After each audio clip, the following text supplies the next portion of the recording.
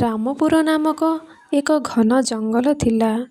ସେଠାରେ ଏକ ଦୁଷ୍ଟ ବାଘ ରହୁଥିଲା। ସେ ବହୁଦିନ ହେବ ଖାଇନଥିଲା, ଭୋକିଲା ଥିଲା।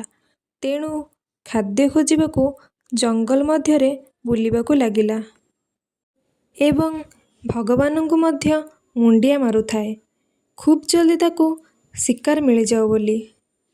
ବାଘଟି ଶିକାର ଖୋଜିବାରେ ଲାଗିଥାଏ। ହଠାତ୍ ସେ ଦେଖିଲା ଏକ ଗଛ ଉପରେ ଏକ ମା ମାଙ୍କଡ଼ ଏବଂ ତାର ଦୁଇଟି ଛୋଟ ଛୋଟ ମାଙ୍କଡ଼ ଛୁଆ ବସିଥିଲେ। ବାଘ ତୁରନ୍ତ ଗଛ ତଳେ ଆସି ଗରଜି ଉଠିଲା। ମାଙ୍କଡ଼ର ଛୁଆମାନେ ଡରିଗଲେ। ଛୁଆମାନେ ତାଙ୍କ ମା'ଙ୍କୁ କୁହନ୍ତି, "ମା, ଆମକୁ ସେ ଦୁଷ୍ଟ ବାଘ ଖାଇଯିବ। ଆମେ ଏବେ କ'ଣ କରିବା?" କିନ୍ତୁ ମା ମାଙ୍କଡ଼ଟି ବହୁତ ସାହସୀ ଥିଲା ଏବଂ କିଛି ଭାବିବାକୁ ଲାଗିଲା।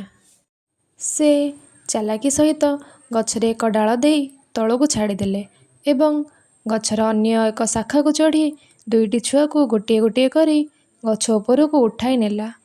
ବାଘ ତଳେ ଠିଆ ହୋଇଥିଲେ ମାତ୍ର ଦେଖିପାରିଲା ନାହିଁ କି ଛୁଇଁ ପାରିଲା ନାହିଁ। ଅବଶେଷରେ ବାଘଟି ହାରିଗଲା ଏବଂ ଅନ୍ୟ ଶିକାର ଖୋଜିବାକୁ ଚାଲିଗଲା। ମା ବାନର ତାର ସାହସ ଓ ପ୍ରେମ ଦ୍ୱାରା ତା ଛୁଆମାନଙ୍କୁ ବଞ୍ଚାଇ ଦେଲା। ଏଠାରେ ଏହି ଗଳ୍ପଟି ଶେଷ ହେଉଛି।